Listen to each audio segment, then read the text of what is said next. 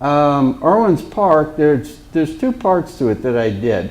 One part's on the history, and as you can see on this slide here, there's a bridge up there. That was a pony truss bridge. There's a house here. It's got a rock foundation. It was called the Rock House.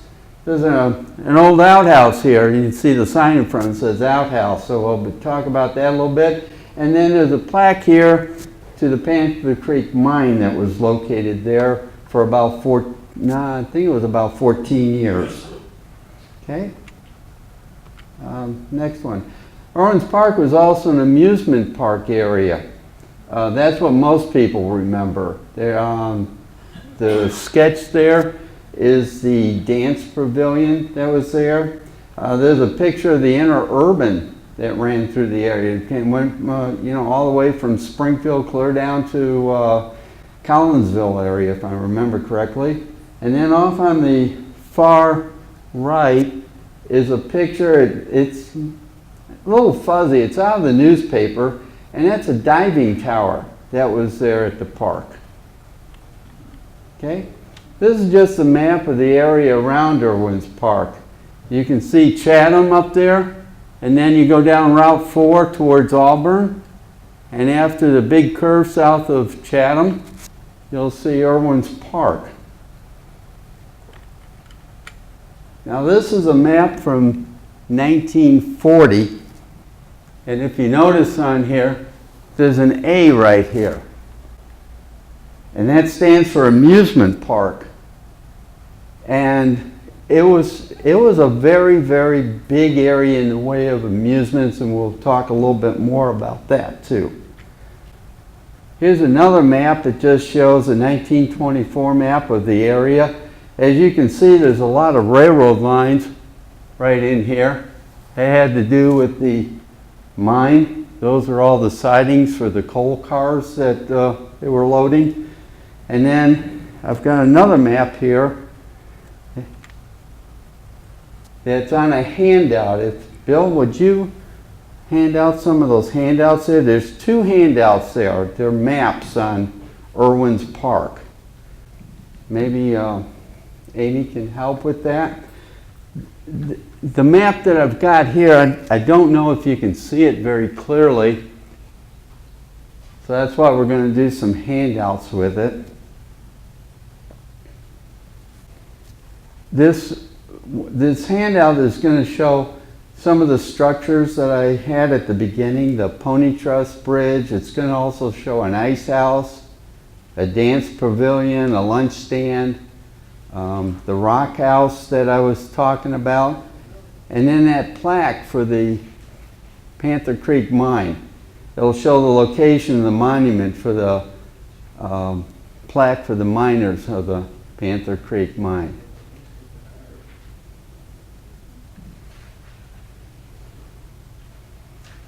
Let me ask, how many people here have heard of Irwin's Park? Raise your hand. Okay, quite a few of you have heard of it. Okay.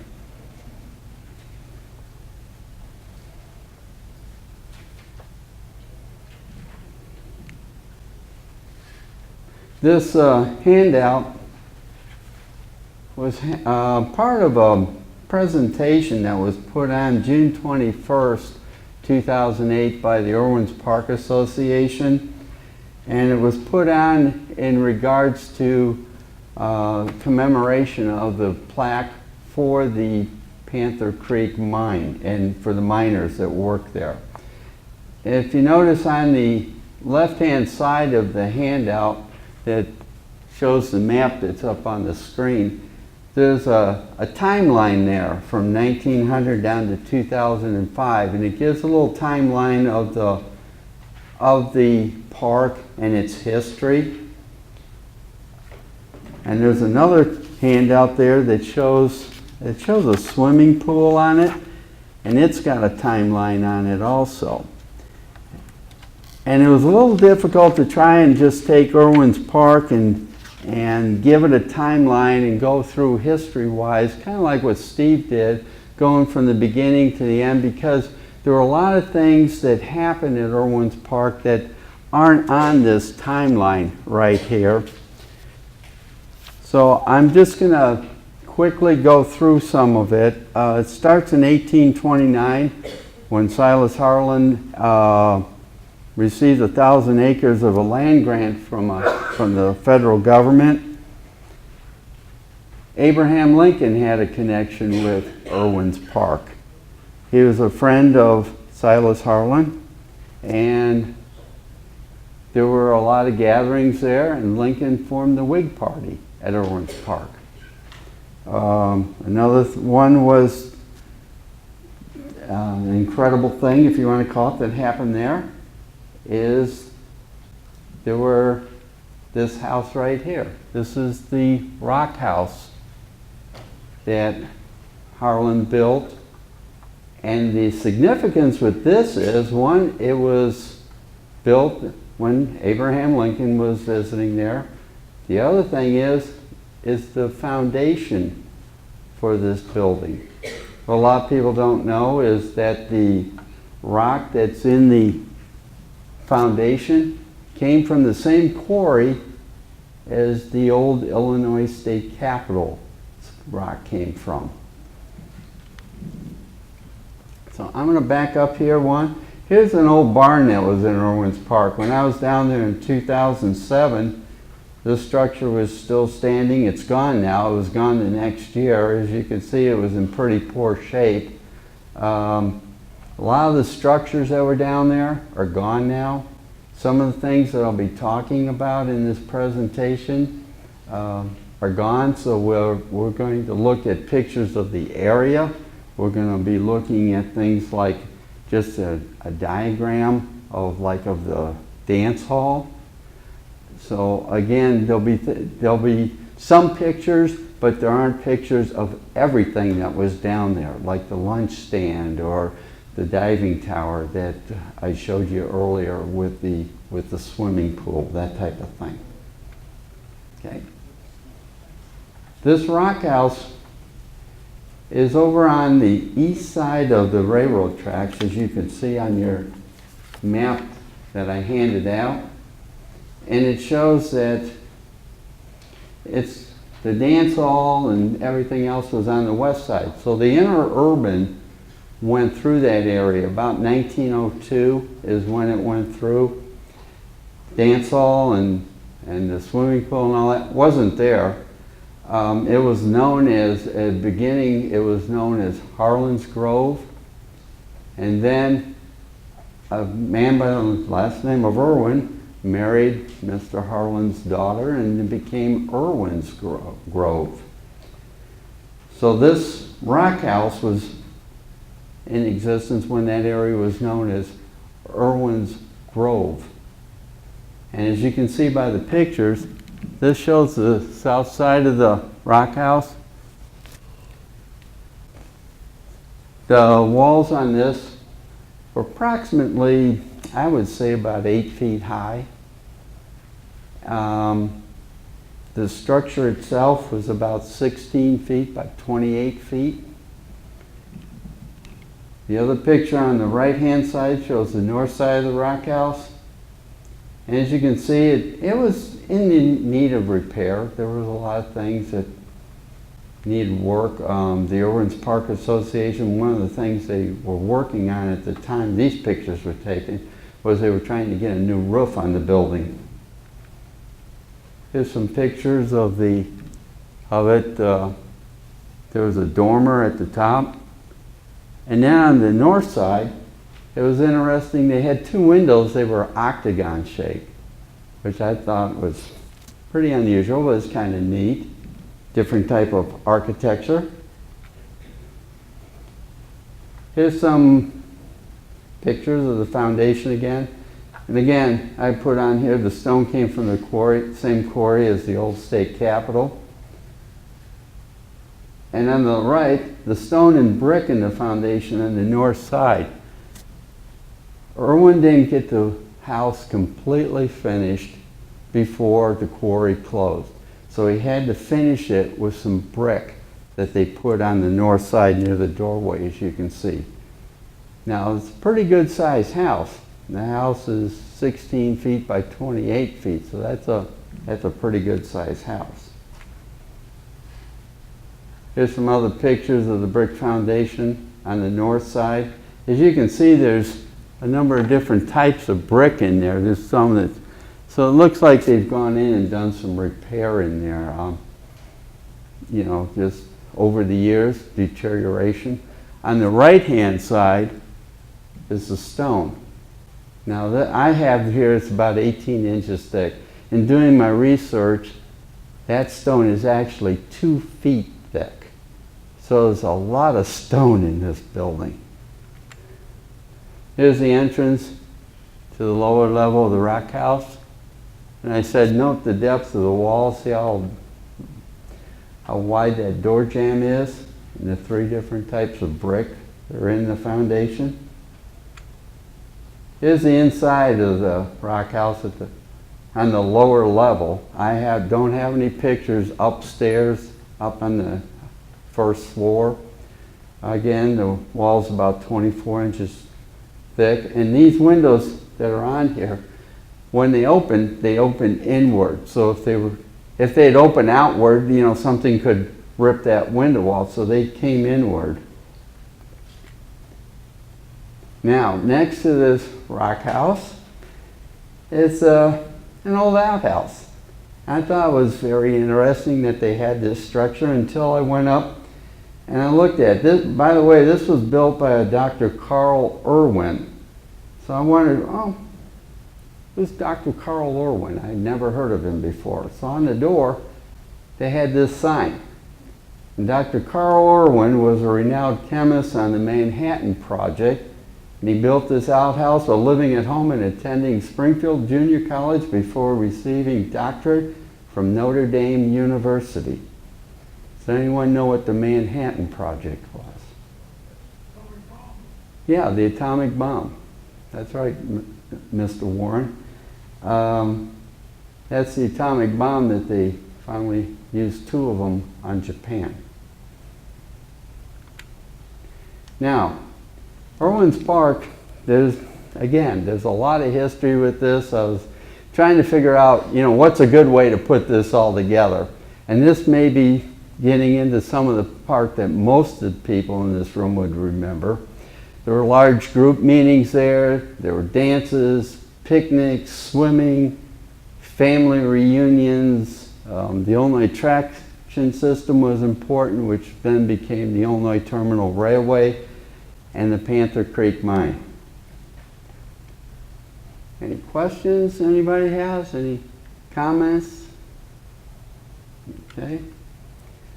Now, in our Chatham Library history database here, we, thanks to Megan and a lot of the scanning she's done, this is one of the few pictures we have of Irwin's Park. This was Chatham Royal Neighbors of America at Irwin's Park in 1917. And all we know about it is, on the back of that photograph, it said Chatham Royal Neighbors of America at Irwin's Park, 1917. And it looks like Minnie Burrell or Butler? Butler? Okay. I wasn't sure who the last name. Okay. Anybody know this person? I know Irene. My aunt, my dad's aunt. Hang on a second. Here. Aunt Minnie was my dad's aunt. Okay. Aunt Minnie was your dad's aunt? Uh-huh. Okay. She was a Barnes. She was a Barnes. And she married Ed Butler. And she lived in the house behind my Aunt Virginia. Mm-hmm. Hold on, look a little closer. She lived in the house, would be Chestnut, on Chestnut Street. She lived there until she died. Oh.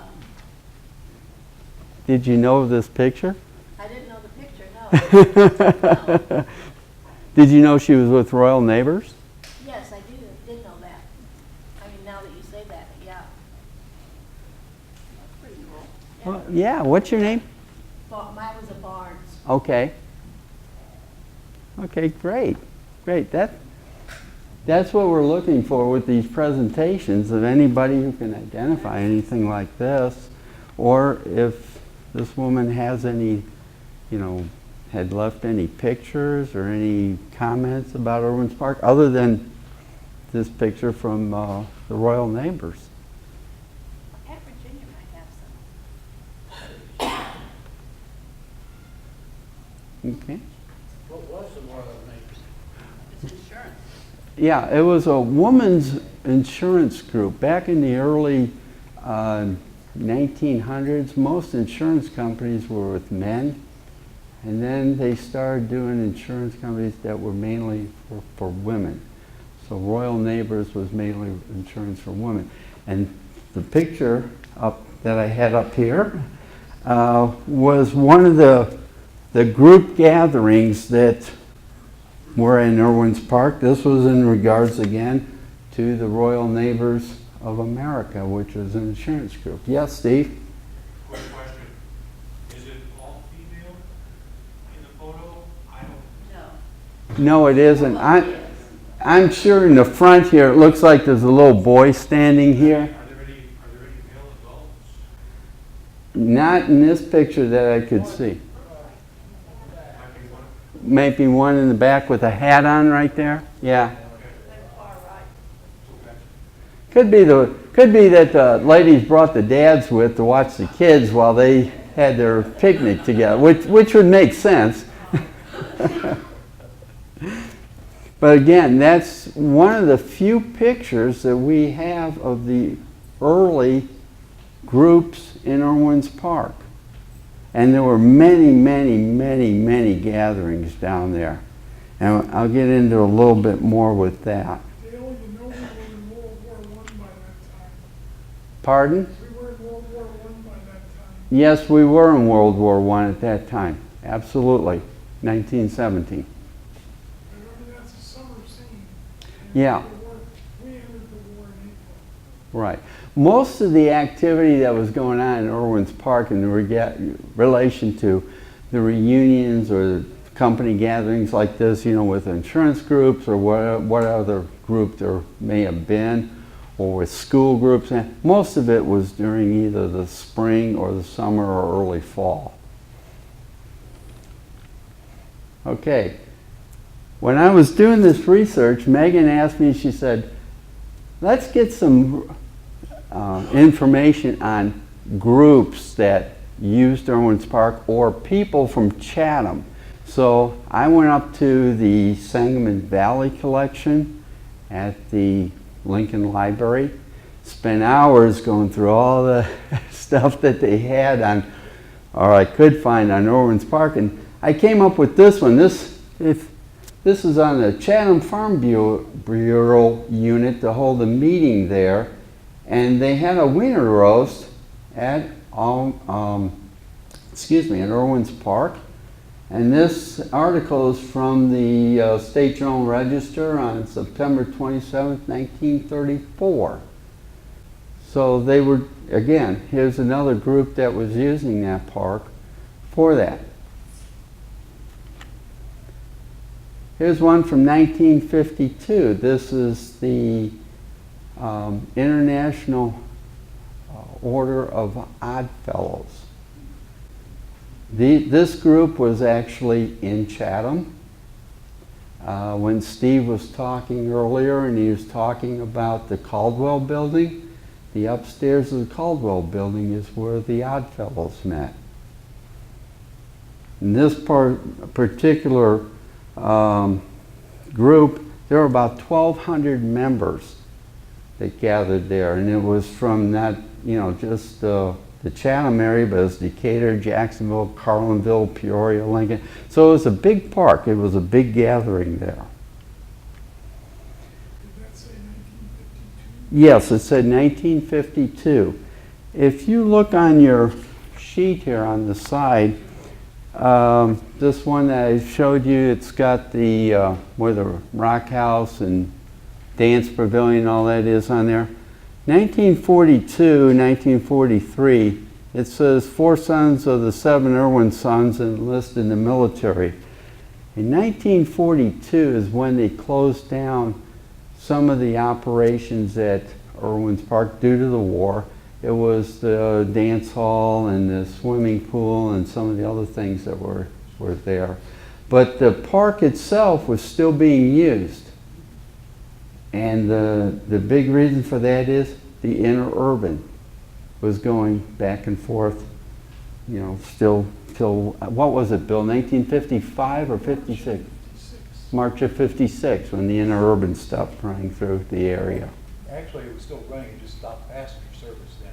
Okay. It still ran freight. You could have hopped to freight. Okay, you could have hopped the freight. Okay. This article is from July 3rd, 1905. This is when the park first opened.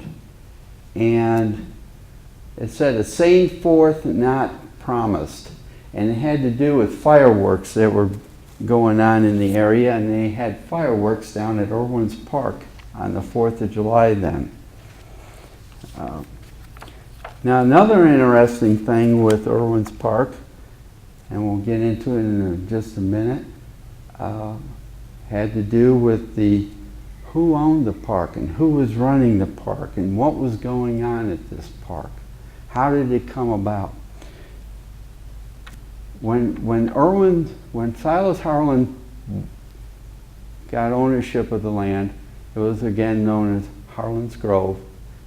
Then when Mr. Irwin married his daughter, it became Irwin's Grove. And later on, the name changed. It became known as Irwin's Electric Park in 1905. And that's when the railroad entered into an agreement with it to become known as Irwin's Electric Park. And I've got an article here from June 19th of 1905. It said, new park is open. The tract of land controlled by the Interurban Company visited by large number. Irwin's Park, a tract of land on Panther Creek between Chatham and Auburn, controlled by the Only Traction Company, was opened yesterday by the company and was attended by hundreds of people along the system. Cars out of the city yesterday afternoon were located to their capacity, about 3,000 people going from the city and about half as many more from various cities along the road. The park, formerly known as Irwin's Grove, has been improved by the erection of a new pavilion, skating rinks, refreshment stands, picnic tables, and everything that's necessary for an ideal outing. The creek affords ample opportunity for fishing and boating. And it said a large number of pleasure seekers remained at the park in the evening and listened to the Verdon Band and gave concerts in the afternoon and evening. Now, one of the things that we don't know a lot about is what that dance pavilion looked like. We just have the sketch that I've got on the screen right now. And this sketch was provided by Walter Birtle. Now, I've never met Walter Birtle, but I'm glad he did the sketch because that's the only thing that we have that we know what that dance hall looked like. If you noticed, it's up on blocks. It's up high. Bill Shannon and I had looked at this earlier, and it's about 4 or 5 steps up, and we anticipate that it's approximately 30 inches, 36 inches up off the ground. One of the reasons they would do that is to keep termites from in the building. If you put a building up on rock, termites only go so far up that rock. They won't go all the way out. I think it's 12 inches, maybe 15. So it helps protect the building from termites, helps protect it from moisture if it's sitting on the ground. Now the floor of this dance hall, if I remember correctly, had a maple floor on the bottom. It's hard maple. So it was a good dance floor. This is a picture of the area out there near where the dance pavilion was. Again, there's the same sketch that Mr. Birtle did. They had a little sign out there that said Dance Pavilion. This is the only thing I could find out there at the time, and this was around 2007. of the original foundation of the back of the dance pavilion. And in doing research on looking at articles about this dance pavilion, different sketches, that type of thing, the back part of it had like a small basement to it, but there were two sections. And this is where the restrooms were. They were on the back side of the dance hall, dug out, they were brick lined, and in the weeds here, you can see it looks like a little wall. Well, the weeds are over the steps that go down into that area. So it was underneath the dance hall in the back. And on your sketch, you can see where the dance hall is, and it was on the back side, away from where the interurban is. I thought it was interesting that that was still out there. So, you know, something to see. Okay, here's some of the dances that were at Irwin's Park. Here's Jack Everett. And this ad was really, really interesting to us because of the fact that on the side it has Skaggs Service Station located in Chatham, Illinois. And at the time, he sold Shell products instead of Standard. I'd always known him as carrying Standard products. The other thing that's interesting is on the side it says Carey Chevrolet Sales, Chatham, Illinois. I didn't even know there was a Carey Chevrolet here in Chatham until I saw this ad. And on the ad itself at the bottom, and I've tried to blow it up there on the side, Kurt's Restaurant next to Irwin's Tavern on the east side of the road in Chatham on Route 4, where those fine, tasty malted milks and barbecues are served. So anyone remember any of that? Any of the restaurants or the Skaggs Service Station or? Okay. Do you remember it as a Shell station or a Standard? Okay. Yeah. Well, this is from April 20th, 1939, and this is in our archives with our newspapers on the Chatham Library website. Okay. And in a minute we'll talk a little more about this slide. This is special train service Sunday evening on the only attraction system, the McKinley lines. Irwin's Park, it opens Easter Sunday this year in 1910 with evening trains throughout the summer. It says the dance pavilion is the best in the state and made to accommodate 180 couples, and refreshments are on the grounds and intoxicants excluded. Yeah, I thought that was interesting. I know there was liquor there because I checked some of the records, some of the files, and there was actually some people taken before a judge because minors had liquor, as kind of you would have today. It talks about a special train leaves Springfield at 7:30, returning, leaves the park at 11:30, and limited train from the south reaching Springfield at 8:40 p.m. and will stop on a flag. And I'll have Mr. Warren, not Mr. Warren, excuse me, Mr. Shannon explain that a little bit about stopping on a flag. Well, basically, flag stop would be somebody standing adjacent to the tracks and waving a red flag, stopping the train to get on and pay their fare to go wherever they were heading. Now, the railroad was known for doing that. I've heard even like a farmer milked his cows and had a can of milk, he'd go stand by the track and flag down the train and load it on, and they'd take it into the town to the dairy. So flag stop meant basically the train stopped on a flag signal. Thank you, Bill.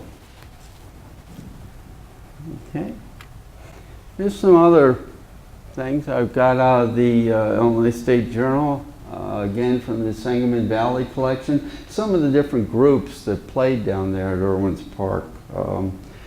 One of them there on the left, it talks about the music by the Irwin's Park Orchestra. I didn't even know they had their own orchestra. On the right there, Irwin's Park, it talks about the beach opens. This is from 1936, by the way, this little ad. and dancing Saturday night with Fred Slater's orchestra, and dancing Sunday night with Chaw Manx Orchestra. And I saw the name Chaw Manx a lot on different ads, so they must have been pretty popular down there. They did get groups from out of state. I saw one ad for a group that was out of the Iowa area. And I know some of the big bands. One of the names I've heard of talking to people was Tommy Dorsey.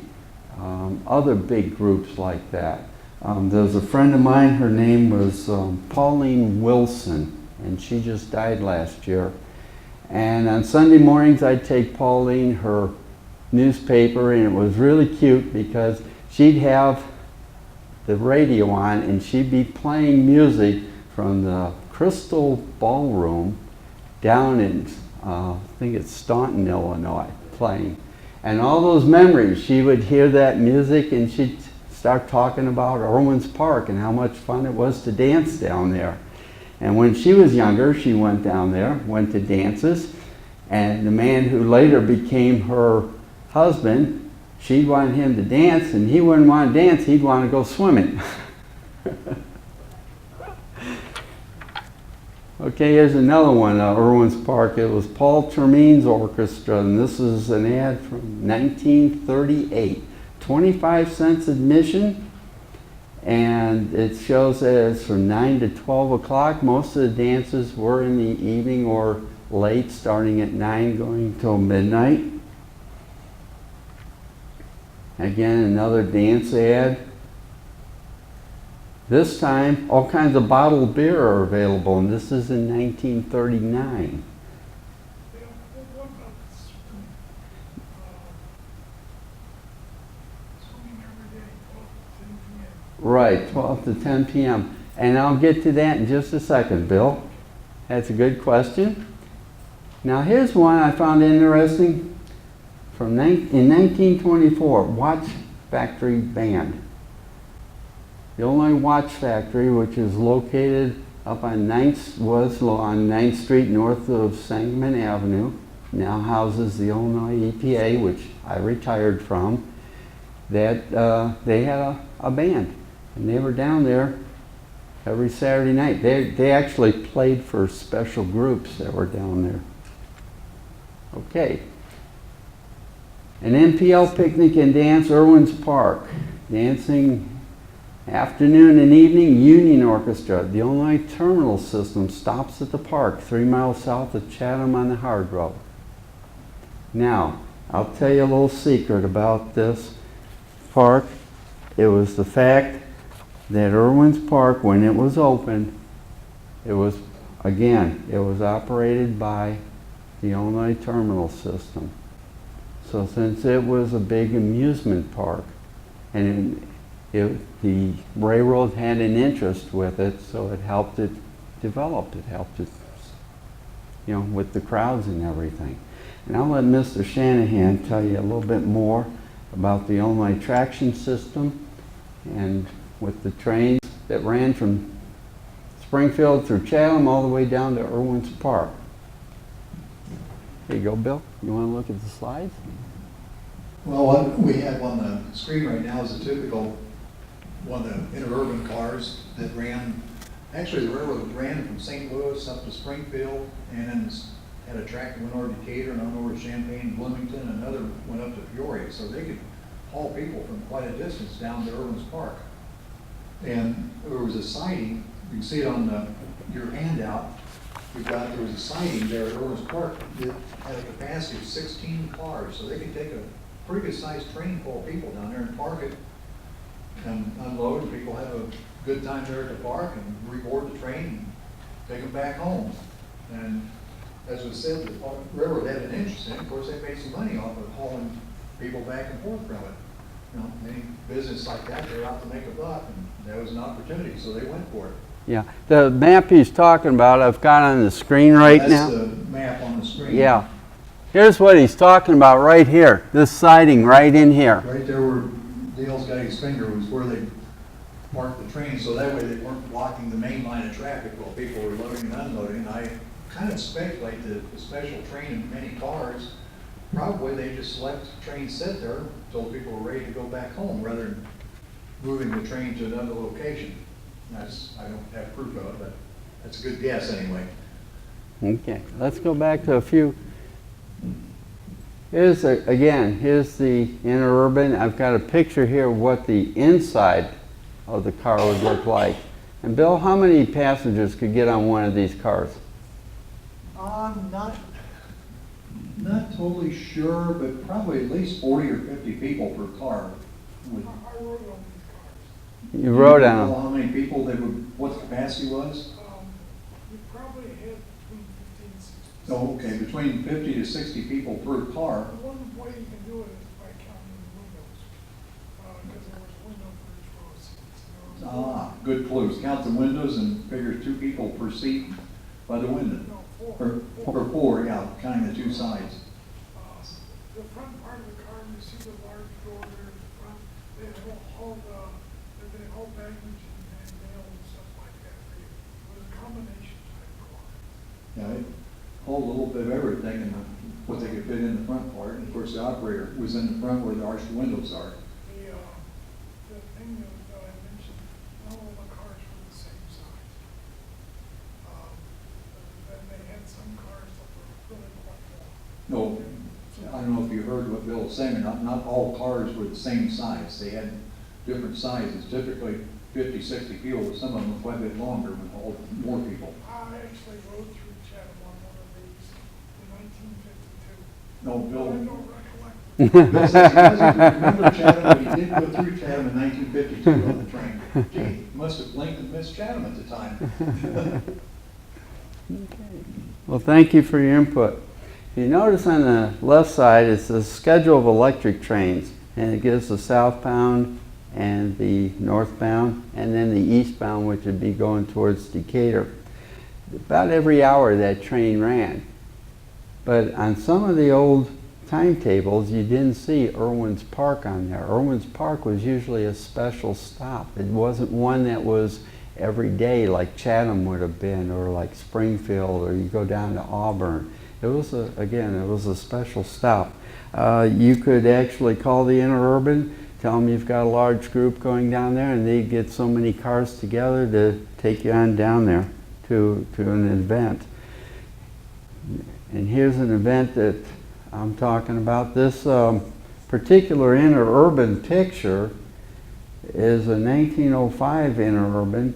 It was from a brochure that I found on the Secretary of State's website on Springfield, Illinois, and it was talking about coming to Springfield and things to see, you know, the state capitol, the governor's mansion, that kind of thing.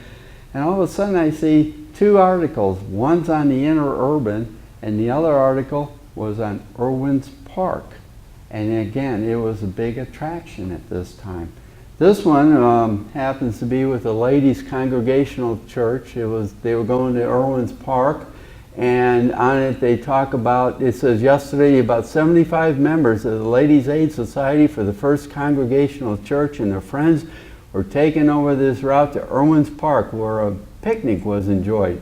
And then it goes on to say today the Maccabees of the city will give a big picnic at the park leaving this morning in 2 special cars. So there were a lot of big groups that went down there, and if you can imagine when the dances were going on, there was about 400 people down there dancing. So going back to that diagram we had of the dance hall, when you look at that diagram and you go, how big is that building? Well, it's going to hold at least 400 people dancing, and then you've got an orchestra that's in that building also playing for them. So it had to be a pretty big building. We don't know, again, the exact size of the building. Okay? And that's about, wait a minute, I think, here it is. I'm sorry, I hit a wrong button here. Going, now, Bill, you were asking about the swimming pool area, okay? On your maps that I have handed out here, it shows it says Irwin's Park interpretive map, and it shows that swimming pool area. doodling on there, someone had left this behind at the event in 2008, and I happened to find it. I thought maybe I'll use this someday. Well, someday's here. I didn't have any other copies of this, and I apologize for it. On the, if you can find the creek on that map, it says Pony Trust Bridge needs work. Well, yeah, it needs work. This is some views I took of it. This year the Panther Creek was pretty high. I mean, had been a lot of rain, kind of like this year. And if you look at that picture, and then this picture, they used old railroad rails for the floor joist, if you want to call it, for the bridge. You can see them right here in the picture. And I've done a lot of studies and looked at a lot of old pony truss bridges, but never saw one with railroad steel for the to hold up the floor joist. Now, whether this bridge is still there, I don't know. Okay, I zoomed in on the map that you've got. Shows the pool, shows the diving tower, shows a pool house there. And again, all we have is a map of this area. We don't have pictures of it. Does anyone remember swimming down there, or any stories about people that went swimming at Irwin's Park? Okay. The diving tower, the pool house. We've got a few stories about that area. Here's one. This was from, I can't remember the woman's name. I'm sorry I didn't put it in here. It says sometime around 1932, Mr. Irwin built a swimming pool. They just dug a big hole in the ground and hauled in tons of sand and diverted some water from Panther Creek, which runs east of the tracks.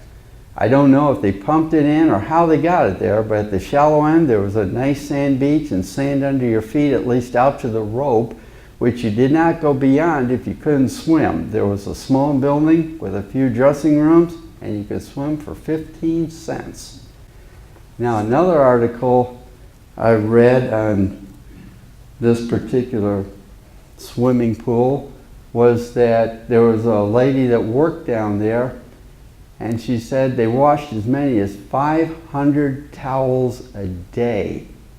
That's how many kids and adults were using this park. So it was quite a few people. I'm sure there were people from Chatham that went down there and went swimming too. This is Opal Lee Remembers Irwin's Park. This is from our collection that we have online here at the library. And Opal wrote, "My memories of Irwin's Park are for the most part entirely different. Yes, I remember the wire baskets with a numbered tags attached to a safety pin. You paid your fee and put your clothing in the basket when you went swimming. They took that tag with the safety pin and you put it on your swimming suit, so then when you're done swimming you just turn that tag in and they get your clothes out of a basket that you put it in and give it back to you." It says the attraction dispersing and taking on passengers and just a few dances. So evidently she went and had a few dances while she was down there. Here's the diving tower, the picture that I showed you earlier. It was 20 feet high, and the diving tower is located at the southwest corner of the pool. Now, I have no idea how deep that pool was at the end with that diving tower, but if that diving tower is 20 feet tall, I'd say it was pretty deep in that end. And this article is from the Auburn Citizen, June of '92. Okay? Now we're going to go to the Panther Creek Mine. And on your maps, you'll see some buildings down on the, it'd be on the lower right-hand side. There's a big square near the bottom. And I don't know if you can read it. It says Mine Monument, and it has a little arrow pointing to it in front of a pavilion that's in that area. What they're talking about is this mine right here. This is just south of where we were just talking about with the dance area. This is the siding right here. And up at the top, you can see it says tall chimney and all brick buildings. And that says shaft for coal mine. That's where they entered the mine.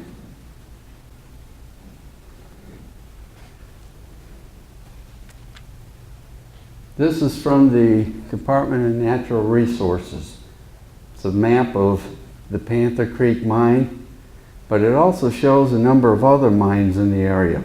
As you can see, there was another mine between the Panther Creek mine and Auburn, and then there was a mine at Auburn.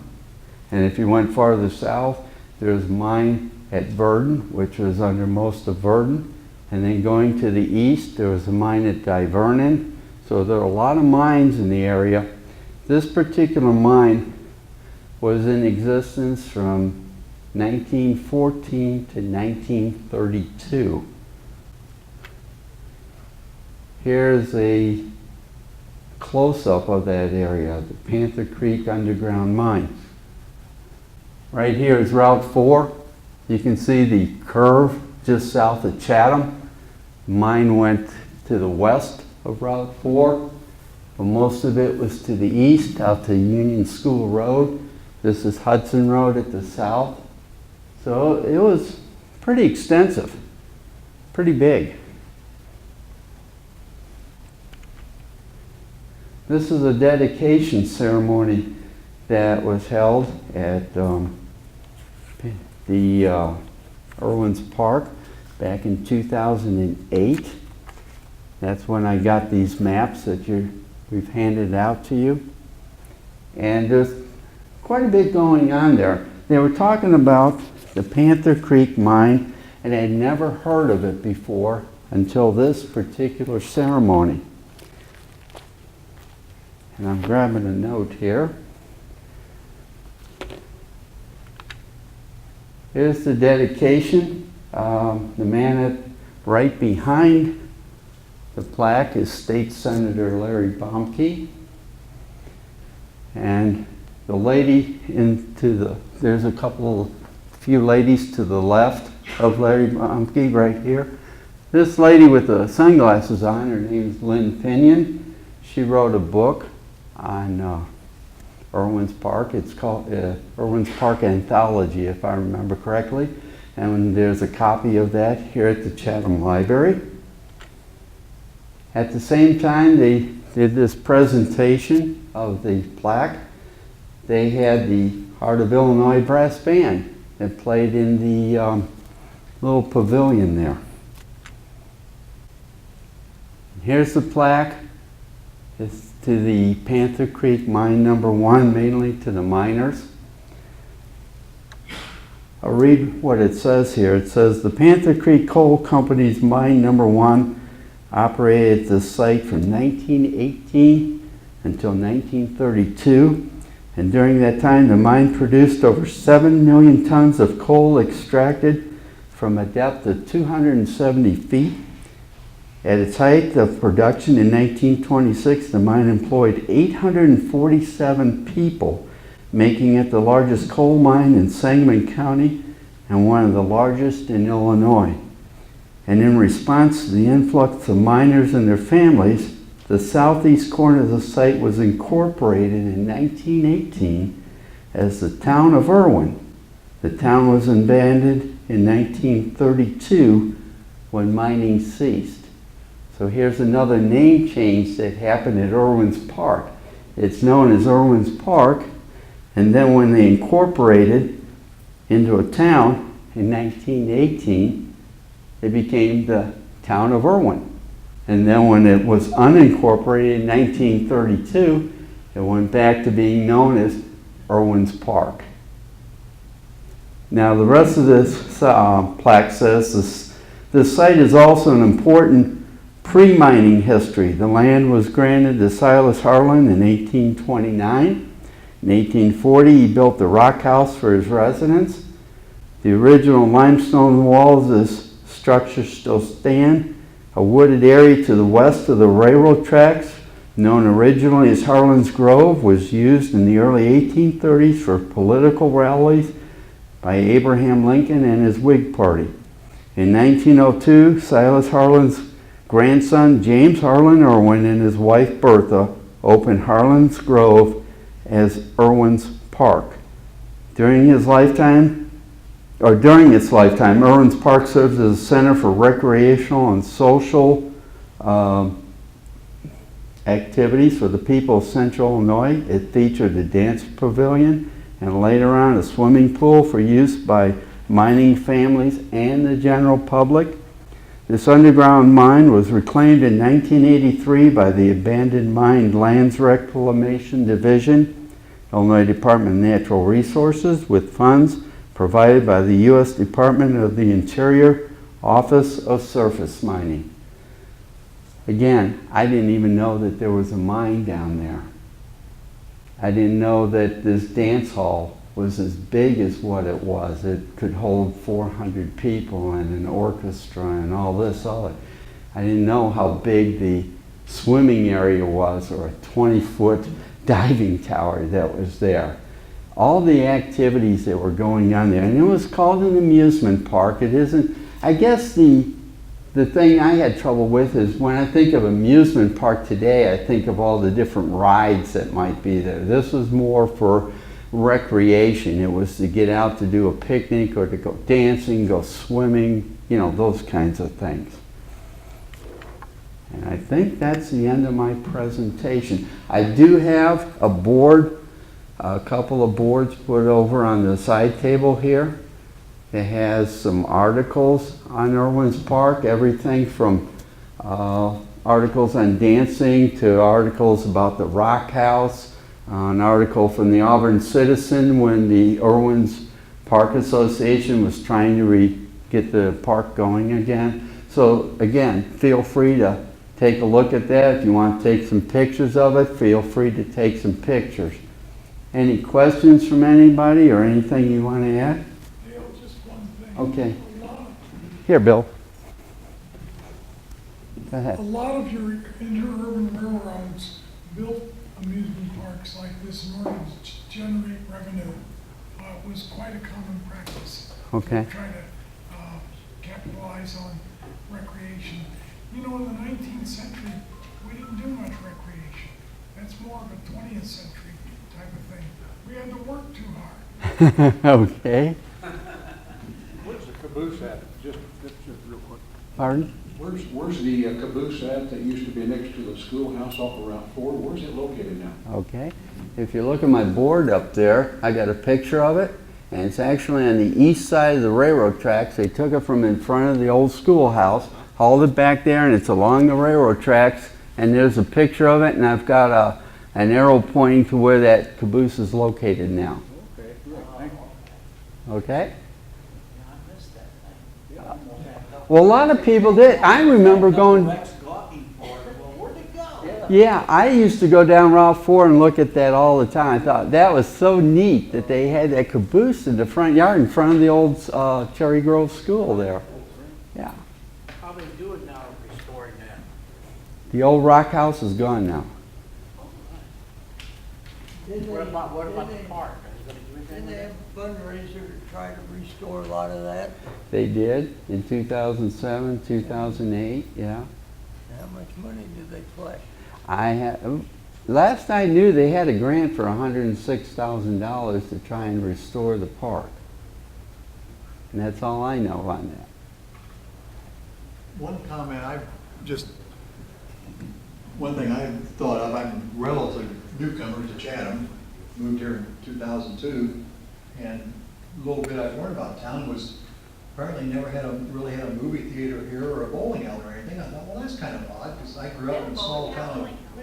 Okay, had a bowling alley, but anyway, I grew up in a small town of Athens, northwest of Springfield, which when I was a kid, it was about the same size as Chatham, and we had 2 theaters and a bowling alley. But apparently, years back, Irwin's Park took the place of having all those activities. You had a lot better place to go to have fun than we did. Thank you for mentioning that, Bill. That pavilion was used for a lot of different things besides just dances. For meetings, as you saw with the Farm Bureau. It was used for movies. It was used for so many different things. And I'd like to back up just a little bit.